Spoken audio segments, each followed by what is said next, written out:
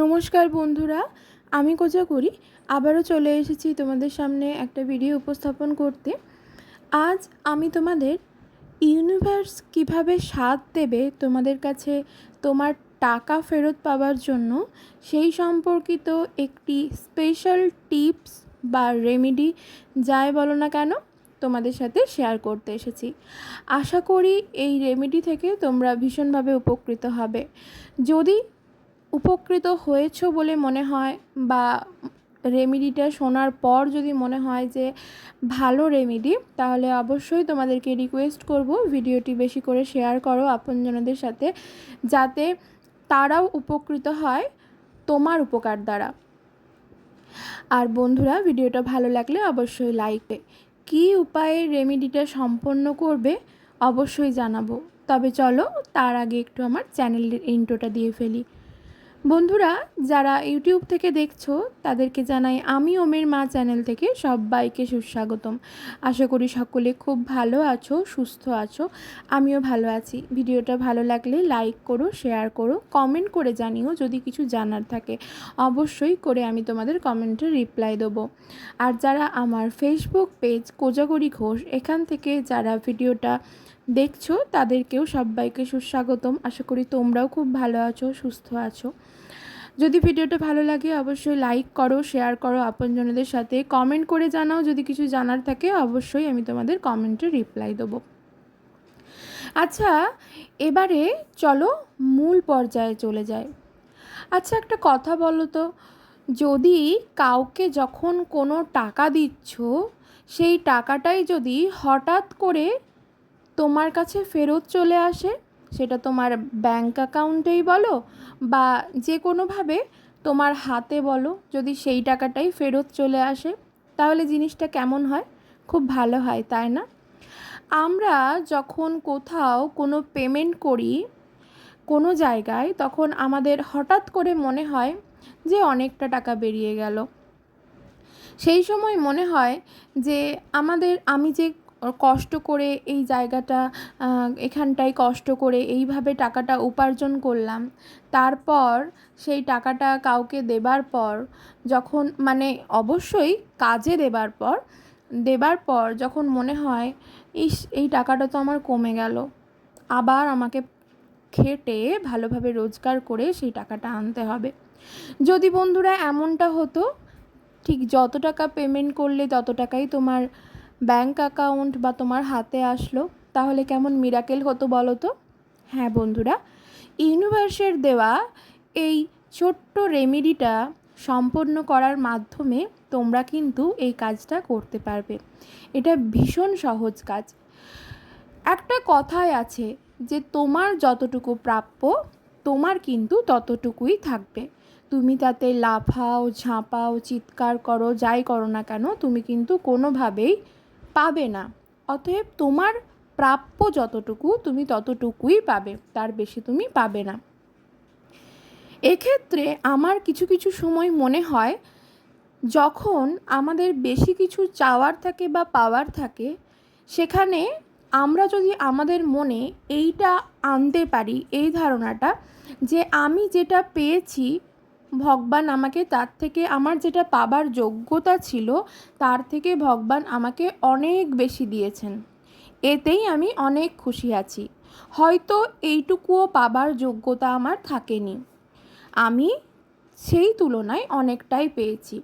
যদি এই রকম মনের মধ্যে গেঁথে ফেলতে পারো বা বসিয়ে ফেলতে পারো, দেখবে তার তুলনায় সুখের কিন্তু কিছুই নেই।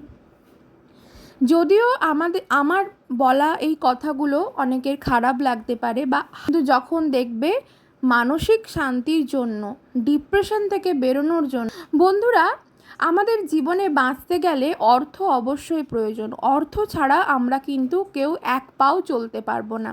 সেটা জলও যদি বলো না, জল তো আমাদের জীবন, তো জলটাও কিন্তু আমাদেরকে কিনেই খেতে হয়। এক পাও কিন্তু আমরা টাকা ছাড়া চলতে পারবো না।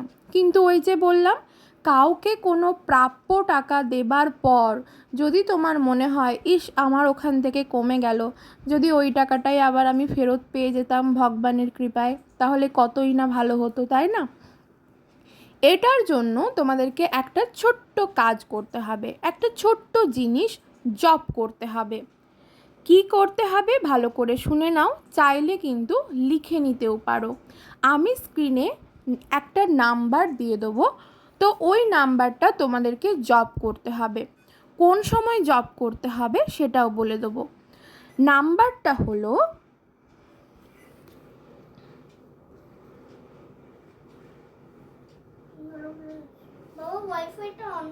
708, অর্থাৎ 708। নাম্বারটা হলো 708। যখন তুমি কাউকে কোনো টাকা দিচ্ছ, ধরো তোমার কাছ থেকে কেউ কোনো টাকা পেত, সেটা তার প্রাপ্য টাকাই ছিল, তুমি তার টাকাটা শোধ করছো। এক্সাম্পল স্বরূপ ধরো আমি তোমাকে বললাম তুমি 500 টাকা হয়তো তোমার কাছ থেকে কেউ পেত, তুমি তাকে যেই মুহূর্তে 500 টাকাটা দিচ্ছ সেই মুহূর্তে তোমাকে মনে মনে 5 বার 708 অর্থাৎ 708 এইটা বলতে হবে, জপ করতে হবে। ঠিক আছে? কেমনভাবে না, তাকে যখন 500 টাকাটা তুমি তোমার ডান হাতে করে তার ডান হাতে ধরাচ্ছ, তখন তোমাকে বলতে হবে 5 বার অর্থাৎ 5 টাইমস 708। কেমন করে, যখন তাকে ধরাচ্ছ টাকাটা তখন তোমাকে বলতে হবে 708 708 708 708 708, অর্থাৎ 5 বার 708 708 708 708 708। এইভাবে যদি 5 বার তুমি এটা জব করে নিতে পারো, 24 থেকে 48 ঘন্টার মধ্যে তুমি মিরাকেল দেখতে পাবে। হ্যাঁ বন্ধুরা, ইউনিভার্স কিন্তু আমাদের এই পাওয়ারফুল নাম্বারটা দিয়েছেন সকলের জন্য।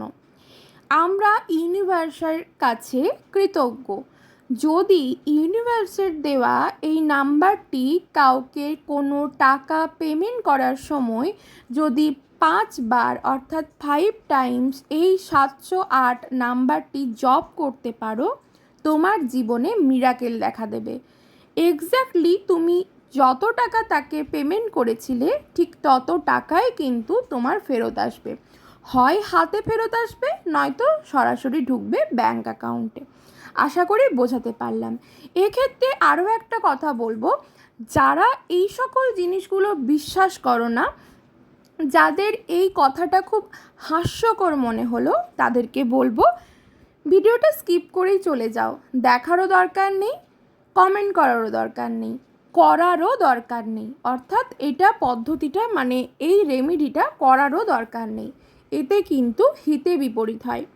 তাই ইউনিভার্সের ওপর বিশ্বাস রেখে যদি তার দেওয়া এই নম্বরটা জব করবে, যখন তুমি টাকা কাউকে দিচ্ছ, যদি এটা করতে পারো, দেখবে ভীষণভাবে তোমার কাছে টাকা টানা হয়ে আসছে, অর্থাৎ তোমারই লক্ষ্মী লাভ হচ্ছে। বুঝতে পারলাম?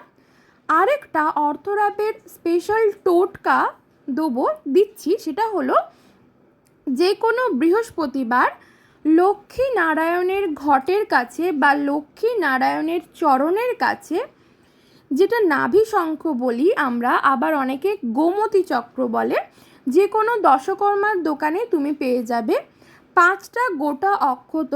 কারণ এগুলো তো ন্যাচারাল জিনিস, এগুলোর মধ্যে কাটা ফাটা দাগ থাকতেই পারে, তাই বলবো একটু চেক করে নিও কাটা ফাটা যেন না থাকে। 5টা গোটা অক্ষত নাভি শঙ্খ অর্থাৎ গোমতী চক্র লক্ষ্মীনারায়ণের চরণে রাখো বৃহস্পতিবার দিন, বা তার ঘটের সামনে রাখো একটি ছোট লাল শালু কাপড়ের ওপর, অবশ্যই গঙ্গা জল দিয়ে ধুয়ে শুদ্ধ করে।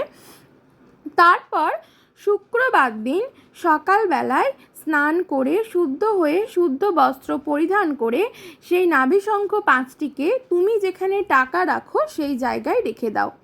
মিরাকেল ঘটবে 24 ঘন্টার মধ্যে তোমার জীবনে। বন্ধুরা, এই টোটকাটা করে দেখতে পারো, এটা আমার সাথেও হয়েছে বা আমি নিজেও করেছি, একেবারে বিফলে যাবে না। ভিডিওটা যদি ভালো লাগে অবশ্যই লাইক করো, শেয়ার করো আপনজনদের সাথে, চ্যানেলটি সাবস্ক্রাইব করে আমার পাশে থেকো। সকলে খুব ভালো থেকো, সুস্থ থেকো, সাবধানে থেকো। আবারও আসবো নতুন